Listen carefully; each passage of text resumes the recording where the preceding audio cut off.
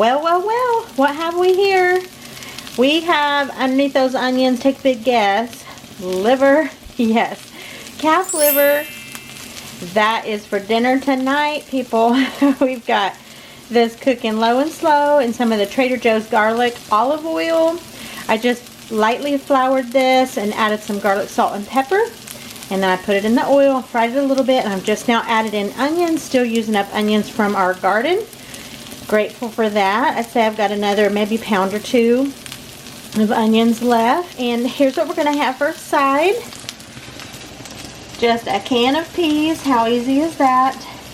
And then one more thing. Let me show you here. And I'm also going to make this Knorr creamy chicken pasta and rice blend. So I'm going to make this as a side as well. I am cooking from my very well-stocked freezer and pantry. We were made it a mission to get stocked up by about the 1st of November-ish, and now I'm just really enjoying cooking from my well-stocked freezer and pantry. So I'll show you our plates here in just a minute.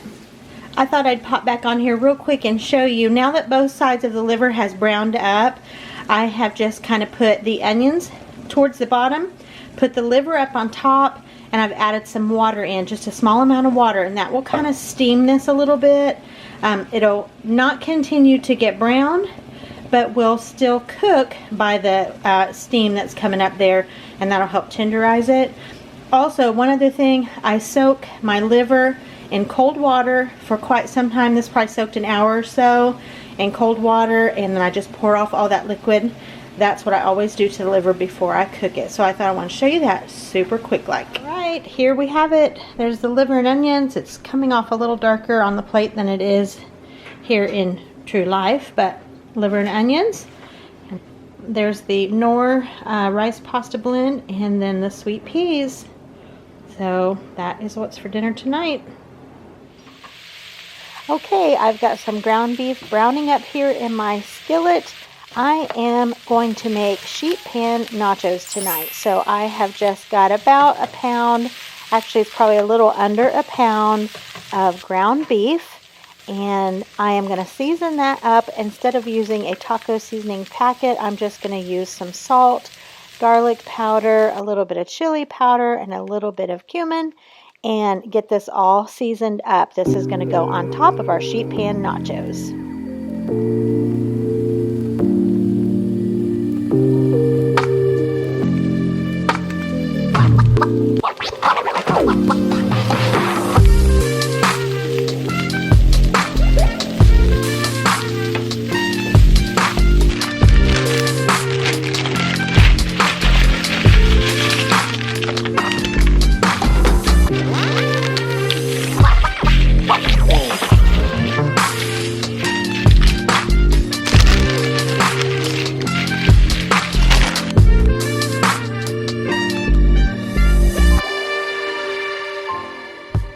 Alright, our first layer here on top of the chips, I had some chili that was left in the refrigerator from another meal, and this was just a can of chili without beans. I heated that up in the microwave, and that's going to be our first layer down. Next, I'm going to come in with that seasoned ground beef on top of the chili.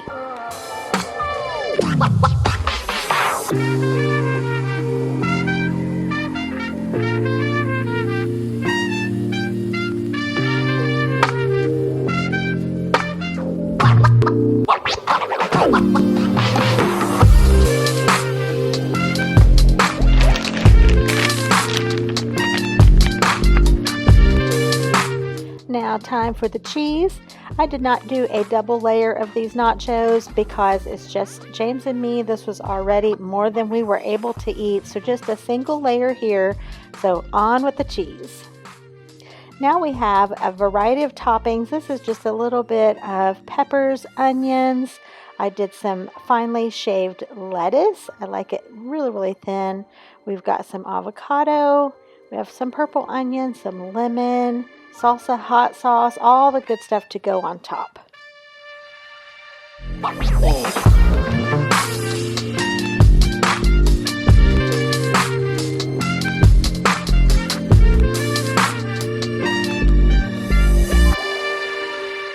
Oops, almost forgot about the sour cream. I grabbed that out and we are ready to start making plates. These sheet pan nachos have just come out of the oven. Everything's cheesy and delicious.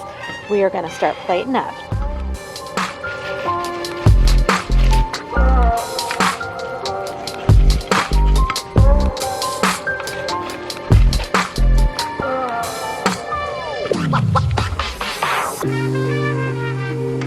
This is just a blend of peppers and onions.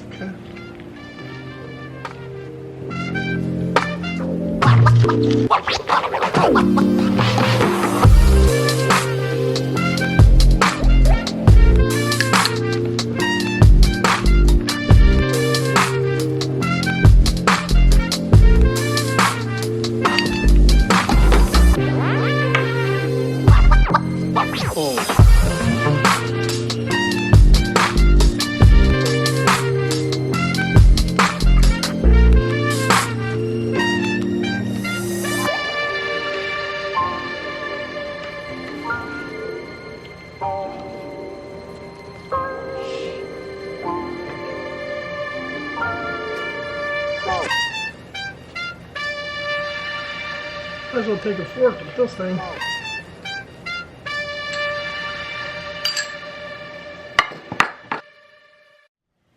Hi guys, it's morning time here, and I am getting this chuck roast in my crock pot. I have it lined with one of the crock pot liners to make for easy cleanup.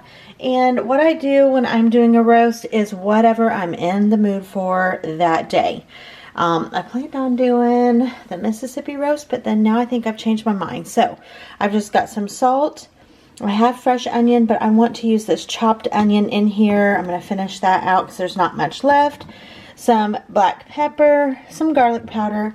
I'm going to use this package of brown gravy mix and some cream of mushroom soup. And then I'll probably fill this can with maybe halfway with water and put down in there. So that's just what I decided on this morning when I looked in my pantry and in my spice cabinet, how I wanted to season up this roast while it was going to cook all day. This is what we landed on, so I'm going to get this all together in the crock pot. Okay, several hours later, here is our chuck roast. I took it out, pulled off all the fat, and kind of chunked it up a little bit. And then a few hours ago I added in some carrots. There's quite a few underneath there that you just can't see. And then I put about a tablespoon of cornstarch in some cold water and thickened up the gravy just a smidge. So that's what that looks like. Here we have some fresh mashed potatoes. Those are all potatoes from our garden. We're getting down to probably the last couple pounds of those.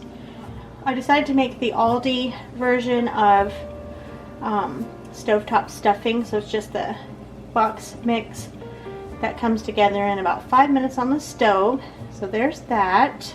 And then we really aren't green bean casserole people around here. We like it, but it's just not our very favorite. But I just thought that sounded good. So these are also green beans from our garden that were frozen. And so just a standard green bean casserole, only using some fresh garden green beans that were from our garden. So I'll show you our plates here. We're getting ready to put them all together. This just looks so delicious to me. I rarely make more than 2 sides. That's just the style I have, I guess. I usually make a meat in 2 sides, but sometimes not even 2. But tonight we have 3, so my goodness gracious. Doesn't this look delicious? Looking forward to eating dinner tonight. Alright, tonight we are having burgers. It's a Sunday evening. I don't typically cook a lot on the weekend. Just never really know what's going to be going on, so I don't plan a lot of meals for the weekend. However, I had some ground beef left from a few days ago that I wanted to use, and I have some fresh buns, so we thought burgers sounded good. So here they are, just cooking up. I have use some garlic salt, some black pepper, and some Worcestershire sauce. These are just about done. We're going to put on some cheese. It's going to be a quick and delicious dinner for tonight. And cheeseburgers are good any time. We love them, especially pan fried. We like them grilled, but our favorite is pan fried. So that's what we're getting ready to have tonight, which is some chips on the side.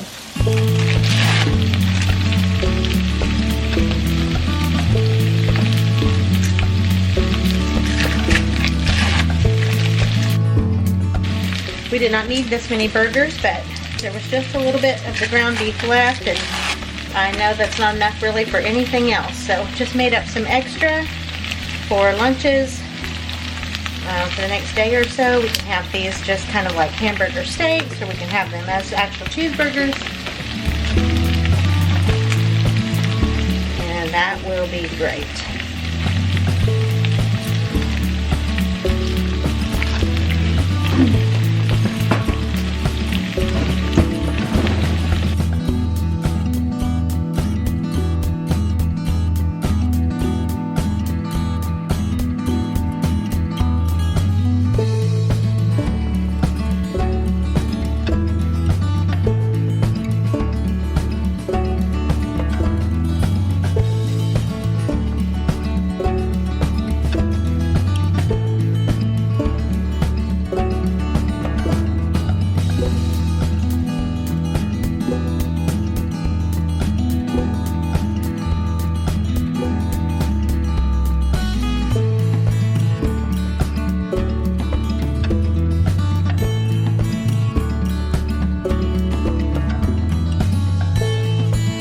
Okay guys, I'm just throwing this clip in here because I am like so on a tater tot kick right now. So these are actually the crispy rounds, but so the little potatoes, some chili, just canned chili, cheese, red onion, and a little bit of ketchup and a little bit of mustard. And this is a really yummy lunch or dinner or snack or whatever, breakfast if you want it. Yes. How does that look? I thought about leaving off the ketchup and the mustard and doing sour cream. That kind of sounded good, but I went with ketchup and mustard. So yep, loaded tater tots. All right, and I have saved the sweetest for last. Here in my frying pan, I have a little bit of oil, and I'm just getting that warmed. And I have a can of biscuits, not the grands. This is just a smaller size can of biscuits. To each little biscuit you take out, you want to squish it just a little bit and flatten it and place it in your oil that's been heated through. And when I was a kid, my mom just called these donuts. She would say, hey, you guys want some donuts? And we knew this is what she was going to make. She also had a little cutter that she would take the centers out. Most always she would take the centers out, and so we would have like a typical traditional looking donut, and then there would be the little holes that she would fry up next, the donut holes. But I generally just kind of fry them up whole like this. And you can see they're already puffing up. I flatten it a little so it just kind of starts out a little flatter. You want to do these pretty low and slow because you do not want them to be raw in the center while they are golden brown on the outside. So squish them down a little, put them in your oil that's been heated through but not too hot, and then you're just going to let them cook low and slow. Now, Mom would usually always just coat these in powdered sugar, so like a powdered sugar donut. But sometimes we would do cinnamon and sugar, and that's what I'm going to use today. This is a mixture of cinnamon and sugar. I actually had made these a couple of weeks ago and had some leftover cinnamon and sugar mixture, so I just had that in my little Ziploc bag there. So here I'm just kind of testing them, looking at them to see what they're doing here in the pan. And so they are probably getting close to being flipped, and then once they come out, I'm going to coat them in the cinnamon and sugar mixture. There is a restaurant near us. They make these very same things. They call them fried biscuits, and so sometimes I call them fried biscuits. They're really good served with apple butter when they're coated in the cinnamon and brown sugar. Yes, I do have utensils I could be using, but I used my hands a whole lot here in the kitchen, and it didn't burn my fingers to do them that way. So now we're just rotating the pan a little bit, moving everything around, and we're going to start cooking on the other side.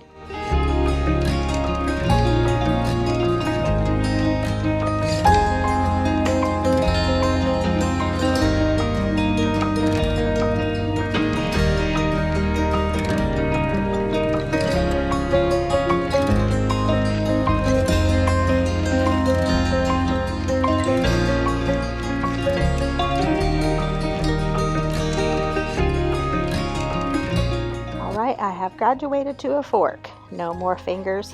I don't want to get burnt. Now that everything is cooked, I'm just going to pull this across here. Yeah, look down on the inside. Looks like it's done all the way through. So the heat goes off, and I'm going to start rolling these around in the cinnamon sugar mixture. Oh my goodness, this makes my mouth water just looking at this. So I have this one all coated, looks perfect, and I'm just going to start plating those up, moving to the next there to get everything coated.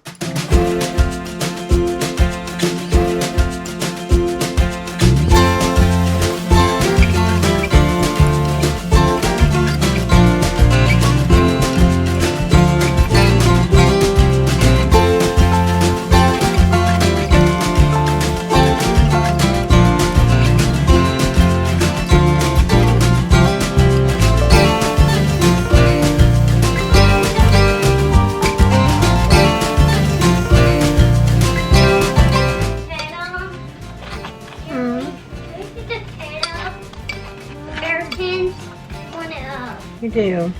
Are you making another video? Yeah.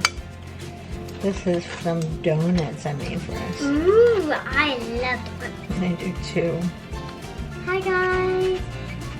Can you see yourself? Oh, I can't. How about this? Come right here so you can see. Don't touch the stove. And raise it up. Hi guys. Hi. Say, can you tell what this is? We're making donuts. Actually, I'm not making donuts, but Gigi, this is my Gigi. Pop has to go to work. Yeah. But when he comes home, I have really fun with it. That's right. And we will share with him a donut, won't we? Mm-hmm. Okay, I think that takes care of the video. Bye, guys. Bye. See there, I told you I saved the best to last. All right, thanks so much for watching. As always, I appreciate every time you stop by my channel. If you like this video, give it a big thumbs up. That helps me out. And if you haven't subscribed yet, what are you waiting on? Just click that red subscribe button so you don't miss any of the content on this channel. I will have another What's for Dinner video up next week, so I will probably see you then. Thanks for watching, guys. Bye.